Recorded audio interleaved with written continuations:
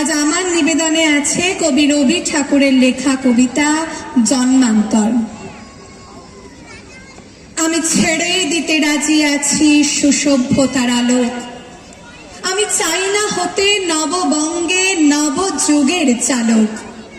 আমি নাইবা গেলাম বিলাত, নাইবা পেলাম রাজার খিলাত।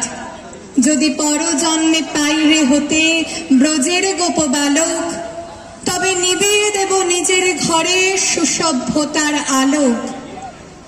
যারা নিত্য কেবল ধেনু চড়ায় বংশী বটের তলে, যারা গুঞ্জা ফুলের মালা গেথে পরে পরায় গলে, যারা বৃন্দাবনের বনে সদাই শ্যামের বাঁশি শোনে, যারা যমুনাতে ঝাঁপিয়ে পড়ে শীতল কালো জলে, যারা নিত্য কেবল ধেনু চড়ায় বংশী বটের তলে। ওরে বিহান হলো, জাগরে ভাই, ডাকে পরস্পরে।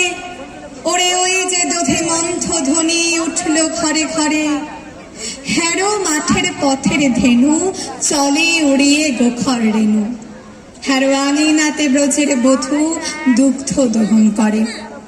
ওরে বিহান হলো, জাগরে ভাই, ডাকে পরস্পরে। ওরে সামান মেঘের ছায়া পড়ে কালো তমাল মূলে।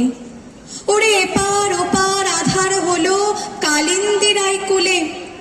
খাটে গোপাঙ্গনা ডরে, কাঁপে খেয়া তরির ওপরে। হ্যারো কুঞ্জ বনে নাচে ময়ূর কলাপ খানি তুলে। ওরে সামান মেঘের ছায়া পড়ে কালো তমাল মূলে।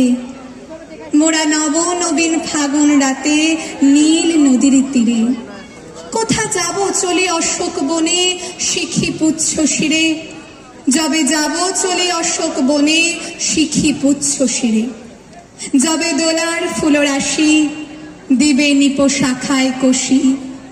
যবে দক্ষিণ বায়ে বাঁশের ধ্বনি উঠবে আকাশ ঘিরে। মোরা রাখালে মিলে করব মেলা নীল নদীর তীরে। আমি হব না ভাই নববঙ্গে নবযুগের চালক।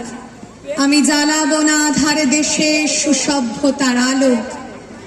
যদি ননি ছানার গায়ে কোথাও অশোক নিপের ছায়ে, আমি কোনো জন্মে পাইরে হতে ব্রজের গোপ বালক, তবে চাই না হতে নববঙ্গে নবযুগের চালক। নমস্কার।